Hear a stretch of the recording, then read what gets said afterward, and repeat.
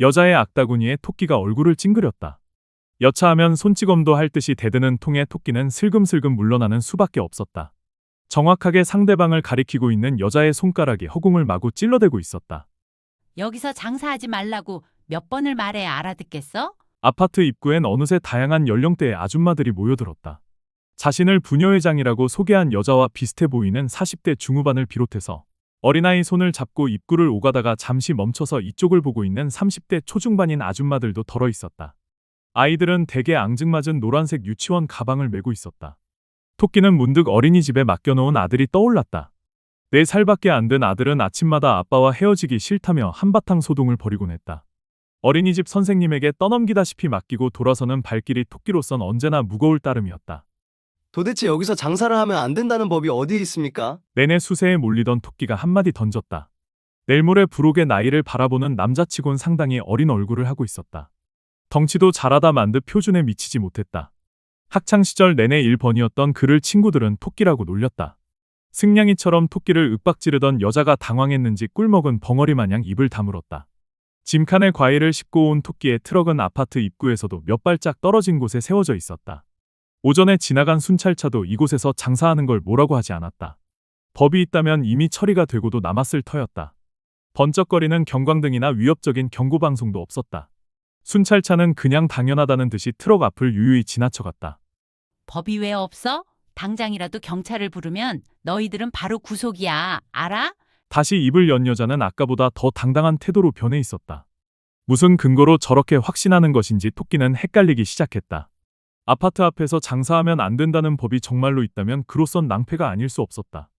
폐차 직전에 낡은 트럭을 몰고 나와 첫 개시를 한 날이었다. 동업자로 나선 거북이는 점심을 먹으러 가서 아직도 돌아오지 않고 있었다.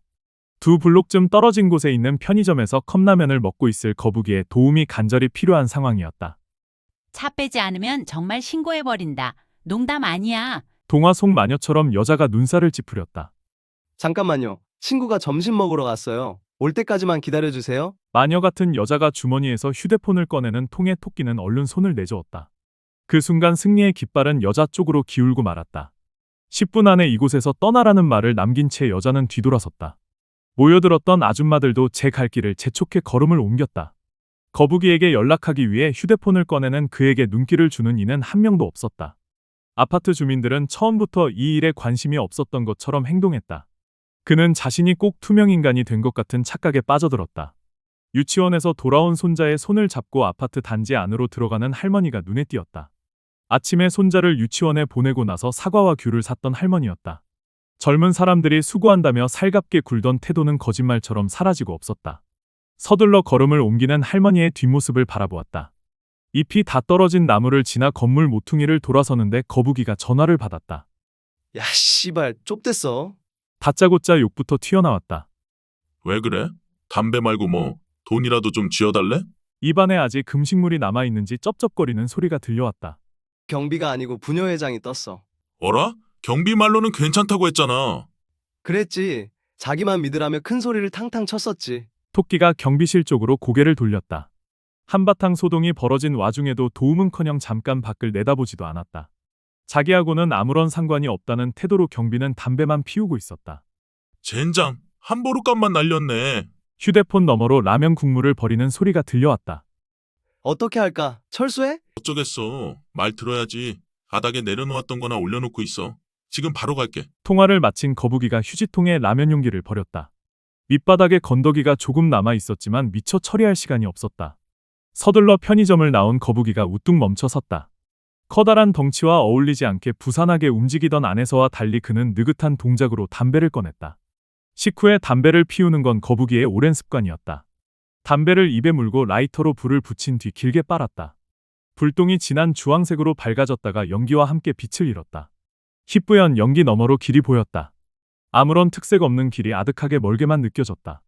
2블록쯤 떨어진 아파트 입구 근처에서 땀을 흘리고 있는 토끼의 모습이 보일 듯 말 듯했다.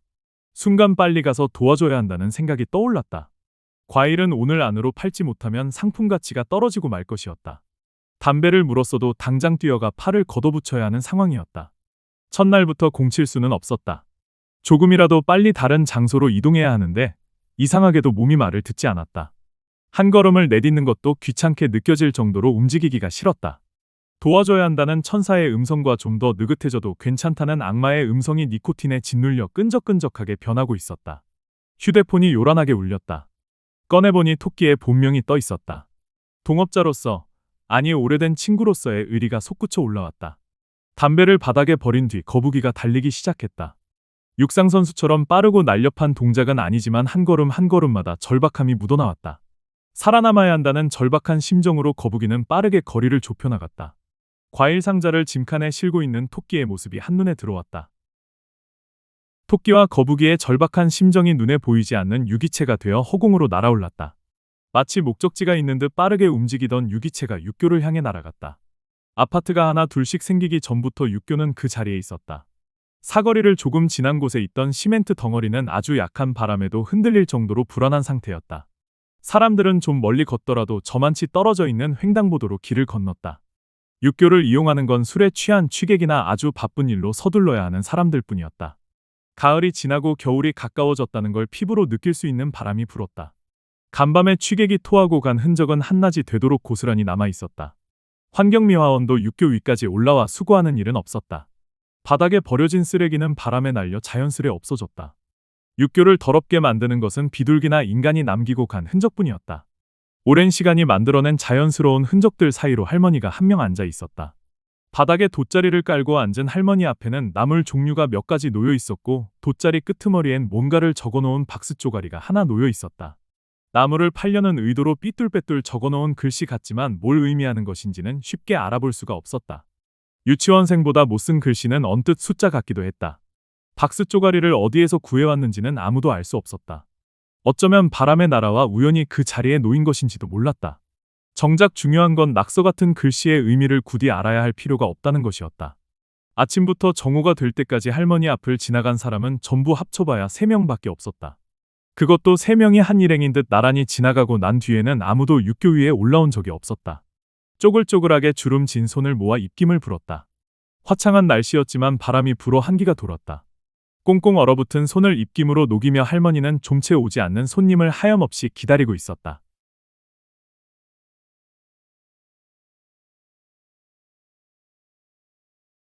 젠장, 오늘따라 날씨는 왜 이렇게 좋은 거야? 운전대를 잡고 있는 토끼가 차창 너머로 하늘을 내다보며 투덜거렸다.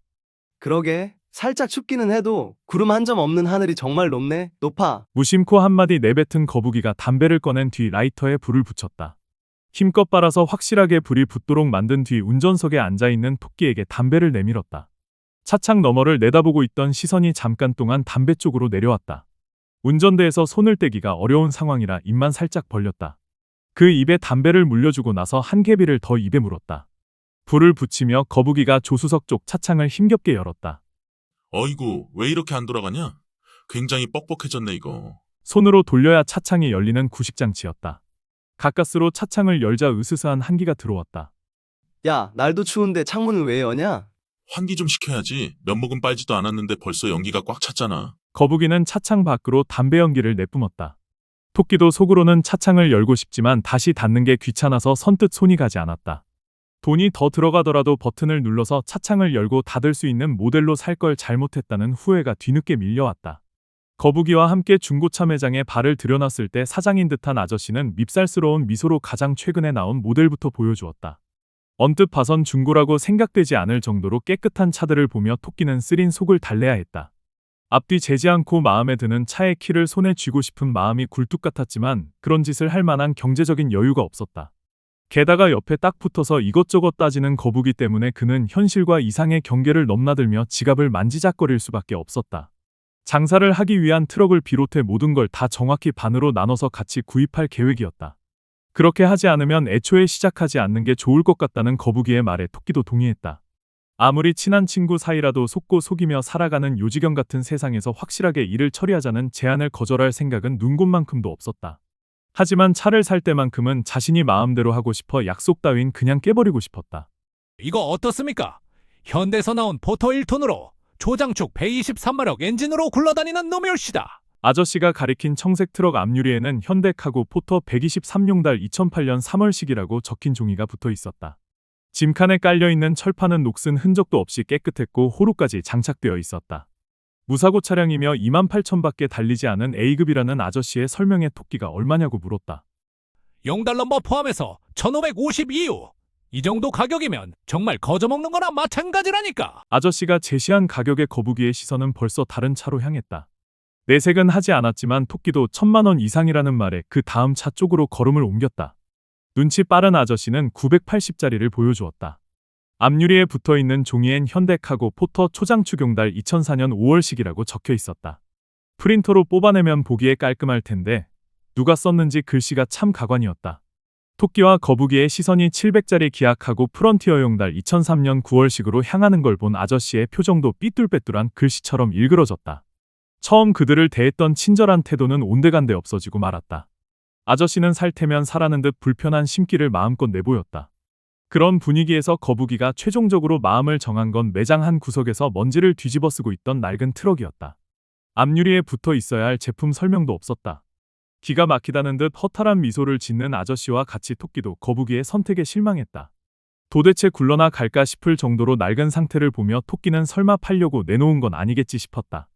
젠장, 무슨 용도로 사려는 건지는 모르겠지만 450만 내놓으시오. 가격을 제시한 아저씨에게 거북이는 딱 잘라 400으로 하자며 억지를 부렸다. 이쯤에서 자신이 나서서 친구를 말리고 싶었지만 토끼는 그러지 못했다. 몇 번의 실랑이 끝에 아저씨는 정말로 400의 차 키를 건네주었다. 그들은 정확히 200만 원씩 낸 뒤에 차를 운전해 그곳에서 나왔다. 금방이라도 멈춰버릴 듯한 엔진 소리에 운전대를 잡은 토끼는 집까지 가는 내내 울상을 지었다. 이것저것 알아보러 다니느라 보름 정도 몰고 다니는 동안 어느 정도 익숙해졌다 싶었지만 엔진 소리는 여전히 불안했다. 빨간불에 걸려 브레이크를 밟는 토끼의 발길이 매우 조심스러웠다. 급하게 차를 세웠다가 시동이 꺼진 게 한두 번이 아니었다. 이제 어떻게 다뤄야 하는지 요령이 생긴 그가 횡단보도 앞에서 차를 세웠다. 횡단보도를 건너는 사람들을 내다보다가 거북이 쪽으로 고개를 돌렸다. 한기에 몸을 떤 거북이가 차창을 닫으려고 안간힘을 썼다. 차창은 올라갈 듯 말 듯 조금씩 진저리를 쳤다. 그거 완전히 막 간 거 아냐? 토끼가 턱짓으로 차창을 올리는 구식장치를 가리켰다.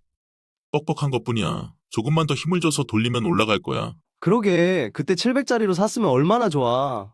창문도 하나 제대로 여닫지 못하는 고물보다는 몇 배 나았을 거 아냐? 토끼의 볼멘 소리에 맞춰 차창이 스르륵 올라갔다.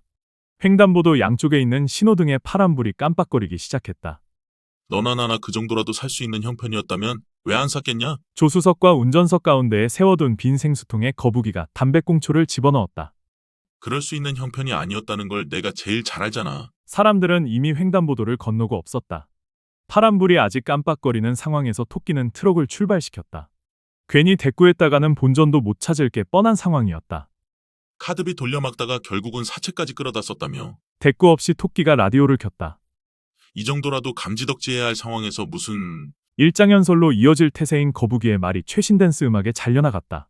말을 내뱉긴 했어도 마음이 무겁긴 거북이도 마찬가지였다. 생수통에 담배꽁초를 집어넣는 토끼의 눈치를 살피며 거북이가 볼륨을 조절했다. 음악이 끝나자 DJ와 초대 손님이 청취자의 사연을 읽어주는 순서가 되었다. 다음 사연이라며 그들이 읽기 시작한 내용은 술값 때문에 벌어진 해프닝이었다. 청취자가 사연을 쓰기 전날 밤이었다. 친구들의 전화를 받고 자리에 나가보니 벌써 한 차례 술잔이 돌고 난 뒤였다. 사연의 주인공을 불러낸 친구들은 이미 얼큰하게 취해 있었다. 뒤늦게 합류한 사연의 주인공에게 친구들은 자기들과 비슷하게 취기가 올라야 한다며 맥주에 소주를 섞은 폭탄주를 억지로 마시게 했다. 평소 섞어 마시는 종류에 약했던 그는 바로 효과를 보여 폭탄주 몇 잔에 완전히 뻗어버렸다. 잠이 들었고 누군가가 흔드는 바람에 깨어났다. 그를 깨운 건 가게에서 일하는 아르바이트생이었다. 친구들은 보이지 않았다. 장난이었는지 아니면 계획적이었는지 모르겠지만 친구들은 그를 놔두고 나가버린 것이었다. 황당한 일은 그 다음에 일어났다. 일어나 가려고 하는 그에게 아르바이트생이 계산서를 건네준 것이었다. 전화를 해도 아무도 받지 않았다. 어쩔 수 없이 카드를 긁으며 이를 악물었다는 내용의 사연이었다. 마지막 문장을 읽은 초대 손님이 한숨을 내쉬었다. 도대체 그 친구분들은 무슨 생각으로 그런 짓을 했는지 모르겠네요. 아무리 술에 취했더라도 뒤늦게 불러내서 뭐 하는 짓인지 원. 작곡가인 초대 손님의 말을 받아 가수 겸 방송 일을 하고 있는 DJ가 맞장구를 쳤다. 저도 이런 비슷한 일을 겪은 적이 있는데요. 초대 손님이 자신이 겪었던 황당한 일이라며 얘기를 꺼냈다. 6달쯤 전에 후배 작곡가가 압구정에서 고기를 먹고 있다며 초대 손님에게 연락을 했다. 마침 출출하던 참에 잘 됐다 싶어서 나가보니 막 고기를 굽고 있는 중이었다. 네모난 테이블 둘레에는 전화한 후배 말고도 평소 알고 지내던 가수와 작곡가들이 앉아 있었다. 꽃등심 7인분을 시켰다는 말에 DJ는 그때 그곳에 있던 사람들이 누구냐고 다그쳐 물었다. 초대 손님은 이따가 따로 알려주겠다고 말한 뒤 얘기를 계속했다. 정말 맛있게 먹었죠. 야들야들한 게 입에서 녹더라고요. 아흐, 꽃등심 먹고 싶다. DJ가 부러운 듯 군침을 삼켰다. 음식도 맛있고 녀석들도 오랜만에 만나는 거라 기분이 업됐었나 봐요. 까짓거 여기서 먹은 건 내가 계산하겠노라고 큰 소리를 탕탕 쳤죠. 그런데 녀석들 표정이 좀 이상하더라고요. 기뻐하긴커녕 뭔가 숨기는 게 있는 것 같은 그런 이상야릇한 표정이었죠. 이상야릇한 표정이라 왜 그랬을까요? 얘기를 듣고 있던 DJ가 쓸데없이 끼어들어 한마디 내뱉었다. 나중에 계산할 때가 돼서야 녀석들의 표정이 왜 그랬는지 알겠더군요. 제가 도착하기 전에 몇 명이 더 있었는데 고기는 물론이고 양주를 몇 병 먹고 난 뒤였더라고요. 카드를 긁었는데 글쎄 200만 원이 나오지 뭡니까. 그래서 어떻게 했냐는 DJ의 질문에 초대 손님은 그 달치 용돈을 한 번에 날려버린 게 너무나 억울했다는 대답으로 얘기를 마무리 지었다. 한 번에 술자리에서 그렇게 많은 돈을 쓰고도 재밌는 얘기라며 저희들끼리 키득대는 꼴이 너무나 얄미웠다. 토끼가 어깨를 움찔하며 라디오 쪽으로 손을 뻗으려는데 그의 기척을 눈치챈 거북이가 먼저 라디오를 꺼버렸다. 듣기에 짜증이 난 건 거북이도 마찬가지였다. 초대 손님에 이어 DJ가 150만 원을 술값으로 날린 얘기라며 운을 띄우고 있었다. 조용해진 차 안에서 둘은 입을 굳게 다물었다. 돼지갈비에 소주 한 잔 기울이기도 힘든 상황에서 꽃등심에 양주를 퍼마시는 인간들의 얘기는 머나먼 외계에서나 있을 법한 일로 여겨졌다. 그런 생활이 부럽다거나 자신도 꼭 그런 여유로운 삶을 살 수 있도록 노력해야겠다는 다짐조차 할 수가 없었다. 아파트에서 쫓겨나 다른 곳으로 이동해야 하는 둘의 하루하루는 그야말로 기진맥진한 삶의 연속이었다. 긴장의 끈이 잠시라도 느슨해지면 저 깊고 깊은 낭떠러지로 떨어질 수 있는 벼랑 끝에서 둘은 하루를 겨우 버텨내고 있는 중이었다. 이런 삶에서도 토끼가 하루를 견딜 수 있는 유일한 희망이 액자에 담겨 차창 앞에 놓여 있었다. 아들을 중심으로 오른쪽에 그가 있고 왼쪽에 누군가가 한 명 더 있었던 사진으로 작년에 찍은 것이었다. 아들을 감싼 부드러운 팔이 중간에 댕강 잘려나갔다. 그 팔의 주인공은 토끼를 떠나간 전처였다. 토끼의 시선이 사진으로 향하는 걸 보면서 거북이가 헛기침을 내뱉었다. 요즘은 어때? 연락은 와? 거북이의 질문에 토끼는 묵묵부답이었다. 쓸데없는 질문을 했나 싶어 거북이는 괜히 담뱃갑을 만지작거렸다. 담배나 한 대 줘봐. 토끼의 요구에 거북이가 아까처럼 담배에 불을 붙인 뒤 그의 입에 물려주었다. 답답한 속내를 연기로 없애려는 듯 길게 담배를 빨았다. 기어를 잡고 있던 손으로 담배를 집어들면서 연기를 내뿜었다. 온갖 고민과 상념이 담배 연기에 실려 밖으로 뿜어져 나왔다. 가끔 연락을 하긴 해. 그래도 지가 낳은 피부치라고 생각날 때가 있긴 있나 봐. 그 남자하고는 아직도 잘 지낸대? 질문을 하면서도 거북이는 눈치 살피는 걸 잊지 않았다. 민감한 질문임에도 토끼는 덤덤한 표정을 유지하고 있었다. 그건 나보다 내가 더 잘 알잖아. 무슨 소리야 그게? 거북이가 말을 더듬으며 토끼의 시선을 피했다. 다 알고 있어. 너랑 연락하고 지낸다는 거. 거북이는 뭐라고 변명해야 할지 선뜻 떠오르는 말이 없었다. 이해해. 너랑은 아직 친구 사이니까 연락을 주고받는 거야. 당연한 거겠지. 그래. 그 자식하고는 아직도 잘 지낸대? 도리어 질문을 받게 된 거북이가 우물쭈물했다. 똑같은 질문을 자신이 먼저 했던 건 혹시라도 그가 그녀의 결혼 소식에 대해서 들은 게 있는지 알아보기 위해서였다. 일주일 전에 통화했을 때 그녀는 한다루에 있을 자신의 결혼 소식을 거북이에게 알려주었다. 되묻는 걸 보면 아직 소식을 듣지 못한 거라고 거북이는 넘겨짚었다. 내가 그런 걸 물어볼 입장이나 되냐? 잘 지내는 것 같기는 하다만 갑자기 토끼가 브레이크를 밟았다. 저런 썩을. 횡단보도가 없는 4차선 도로를 할머니가 무단으로 건너가고 있었다. 트럭 바로 앞이었다. 까딱 잘못했으면 장사 시작한 지 하루 만에 일을 접어야 했을지도 모르는 상황이었다. 놀란 가슴을 진정시키며 차창 밖을 내다보았다. 귀뚜라미처럼 등이 굽은 할머니가 쟁걸음으로 중앙선을 넘어가고 있었다. 다행히 트럭 뒤를 따라오던 차는 없었다. 시동이 꺼진 와중에도 잠시나마 여유를 부릴 수 있는 이유였다. 반대편 인도로 올라서는 할머니를 보며 토끼가 시동을 걸었다. 햇볕 좋은 날 공원 벤치에 앉아 꾸벅꾸벅 선잠이 든 노인네처럼 엔진은 걸릴 듯 말 듯 골골거렸다. 할머니를 향한 요기 혀끝을 간지리는 가운데 뒤에서 펑하고 터지는 소리가 났다. 토끼와 거북이가 동시에 뒤돌아보았다.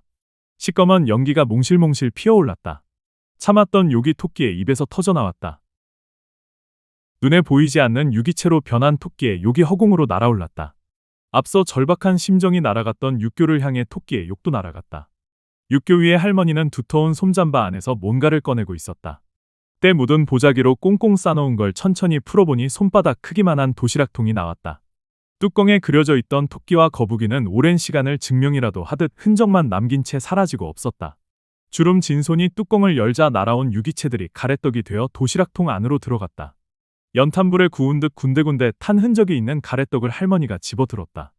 찍어 먹을 꿀 같은 건 있지도 않았다. 성취하는 이로 딱딱한 가래떡을 조금씩 씹었다. 이나마도 식사라는 걸 할 수 있다는 게 얼마나 다행스러운 일인지 모른다고 할머니는 생각했다. 가래떡이 더디게 없어졌다. 싸늘한 날씨에 흘러내린 콧물을 손등으로 훔치며 가래떡을 하나 더 집으려던 순간이었다. 저쪽에 있는 도로에서 갑자기 차가 서는 소리가 요란하게 들려왔다. 제법 큰 소리였는데도 할머니는 자리에서 꿈쩍하지 않았다.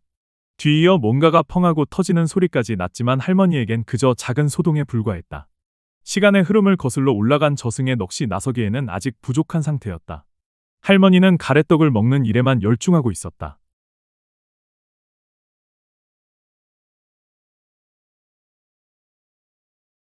네, 거기 사거리 좀 못 가서 있는. 아, 맞아요. 예전에 육교가 있었던 사거리요. 네, 빨리 좀 부탁하겠습니다. 통화를 마친 뒤 토끼가 뒤돌아보았다. 거북이는 트럭 뒤쪽으로 대여섯 발짝 떨어진 곳에서 사고가 났음을 알리는 표지판을 세워놓고 있었다. 휴대폰을 주머니에 넣으며 토끼가 트럭을 살펴보았다. 생긴 대로 논다고 트럭은 더 이상 가망이 없어 보였다.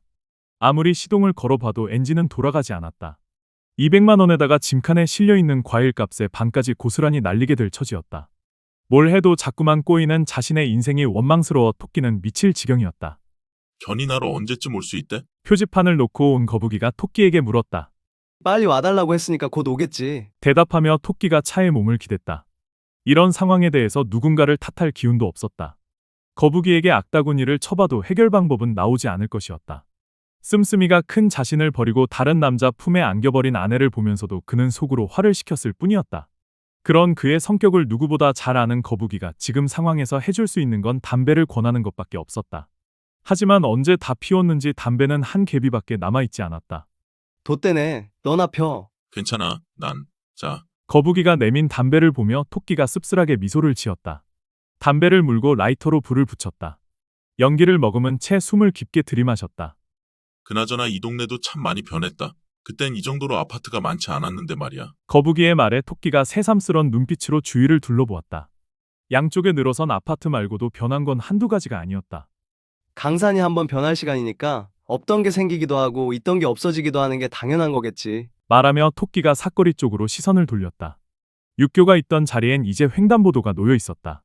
원래 있던 횡단보도에서 불과 10여 미터밖에 떨어져 있지 않았다. 운전을 하는 입장에서는 연달아 나타나는 횡단보도에 짜증이 날 만한 거리였다. 육교를 없앴다더니 정말이네. 한숨을 내쉰 토끼가 쩝쩝 입맛을 다셨다. 연기를 한 모금 빨아들인 그가 피우던 담배를 거북이에게 건네주었다. 쑥스럽게 미소 지은 거북이가 담배를 받아 입에 물었다. 필터가 약간 축축해졌지만 티나게 불평하기엔 눈치가 보였다. 가래가 끓는 것처럼 괜히 헛기침을 한 뒤 고개를 돌려 침을 뱉었다. 그러고 나서 한 모금 길게 빨았다. 너랑 걔랑 나랑 밤새 술 퍼마시고 아침이 돼서야 육교를 건너서 집에 돌아가곤 했었는데 토끼가 옛 추억을 꺼내자 거북이가 기침을 했다. 헤어진 전처와 함께 세 사람은 술로 밤을 지새우던 동네 친구들이었다. 바람이 살짝만 불어도 흔들리는 게 스릴 만점이었잖아. 그렇게 건너가다가 오바이트도 참 많이 했었지. 한 번은 육교 위를 지나가는데 웬 할머니 한 분이 쪼그려 앉아있는 걸 봤어. 숱하게 많이 건넜는데도 전에는 보지 못했던 분이었지. 나무를 팔려고 앞에 내놨던가. 아무튼 그 뒤로는 계속 그 할머니가 눈에 밟히는 거야. 아마 그 이후로 육교를 사용하지 않았던 것 같아. 그 할머니라면 나도 기억나는데.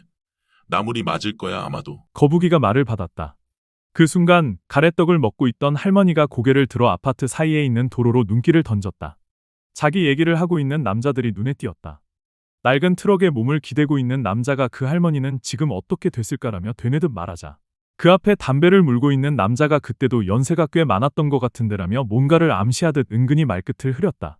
반쯤 먹다 남은 가래떡을 도시락통에 집어넣으며 할머니가 그들 쪽으로 귀를 기울였다. 무슨 얘기가 오갈지 뒤가 궁금했다. 칼바람 맞으며 하루도 빼놓지 않고 나와 있었던 것 같은데 결국 육교와 함께 사라져버린 셈이군. 트럭에서 몸을 떼며 토끼가 말했다. 사람이나 물건이나 오래되면 어쩔 수 없잖아. 안 그래? 글쎄, 그럴까? 거북이가 내뿜은 담배 연기를 지나쳐서 그가 짐칸으로 걸어갔다. 짐칸에 실려있는 과일이 그때 할머니가 팔던 나물과 별다를 바 없게 느껴졌다. 세상이라는 육교를 건너고 있는 자신들의 처지가 불현듯 암울하게 다가왔다. 과일이 담겨있는 박스를 손으로 치고 있는 그를 보며 할머니는 조만간 자신과 만나게 될 거라고 확신했다. 토끼와 거북이가 그려져 있던 도시락통 뚜껑을 닫으며 할머니가 자리에서 일어났다. 옛날부터 있던 횡단보도를 지나친 견인차가 사이렌을 울리며 그들 쪽으로 달려갔다. 요란한 소리엔 신경도 쓰지 않고 할머니는 주섬주섬 앞에 놓여있는 것들을 정리했다. 검은색 비닐봉투의 끝을 단단히 묶은 뒤 넓은 보자기에 담아 머리에 얹을 수 있을 정도의 짐꾸러미로 만들었다. 견인차에 트럭이 실리는 걸 보며 할머니가 짐꾸러미를 머리에 얹었다. 할머니는 이제 그를 따라다니며 설득할 것이다. 육교는 사라졌지만 삶은 계속 이어져야 한다는 사실을 귓가에 속삭여줄 생각이었다. 할머니가 쟁걸음으로 육교를 내려갔다.